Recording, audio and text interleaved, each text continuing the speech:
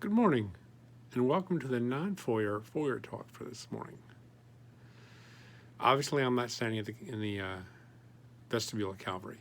I'm in my office. So I'd like to talk to you today about a couple of things. One, I need to take you back to some history. A couple of weeks ago, I was visiting a friend of mine. Many of you may know him, Dean, up at his house. His wife was having a craft fair. So I walk into his family room, and on the wall is a verse. The verse is Nehemiah 4:14. And I looked and arose and said to the nobles and to the officials and to the rest of the people, do not be afraid of them. Remember the Lord who is great and awesome, and fight for your brothers, your sons, your daughters, your wives, and your homes. This is a verse that Nehemiah put in his letter right after the building of the wall started, and there's people trying to attack them and stop their progress. Dean was in the middle of, I believe, week 2 of a process called Fight Club. And Fight Club is a ministry that takes men on a challenge of spiritual, relational, and godly trip into the Word, into prayer, into realizing the things that are in their lives that they need to remove, and to build their relationship with their wives.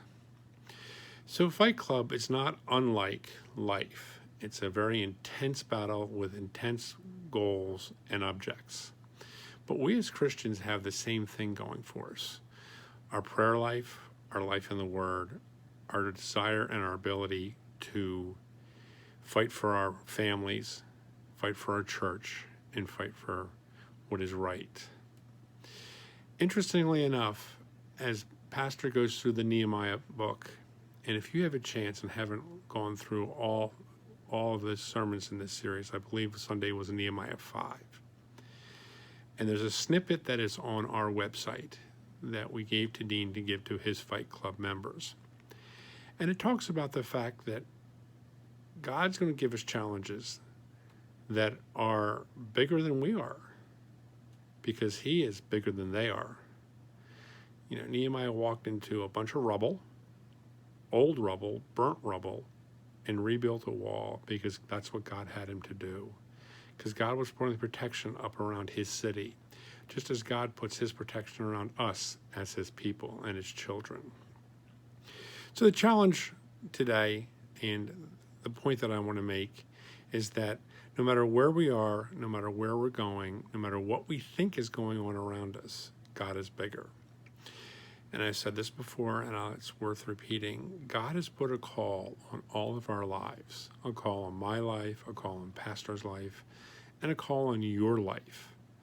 It might not be to preach the gospel on the street corner. It might be.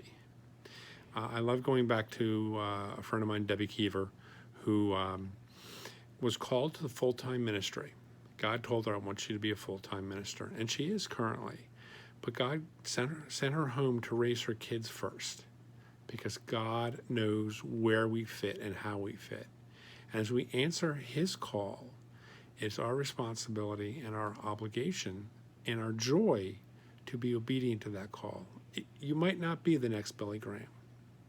You might not be the next Pastor Brian. You might not be the next best whatever.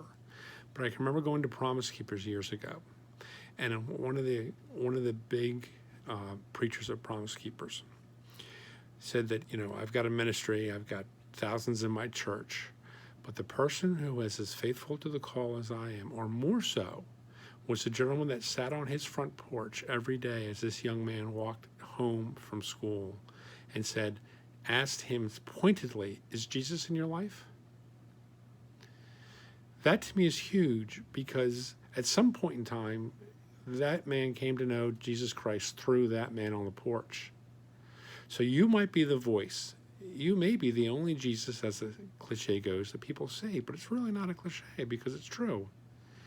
You might be the only Jesus some people say. And they may need you to nudge them today so that they'll accept Jesus tomorrow.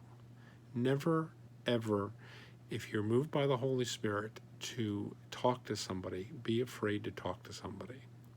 Another friend of mine and I were together over the weekend, And he had some fears about talking to some people. So we just let him, we listened to him, we talked to him, and we encouraged him that when God has for you something to say, not only will he make things occur that make you have the ability to say it, but he'll also give you the words. So think about your call. Think about what you're protecting. Think about your daily walk with Jesus, your daily walk in the Word, your daily walk in prayer.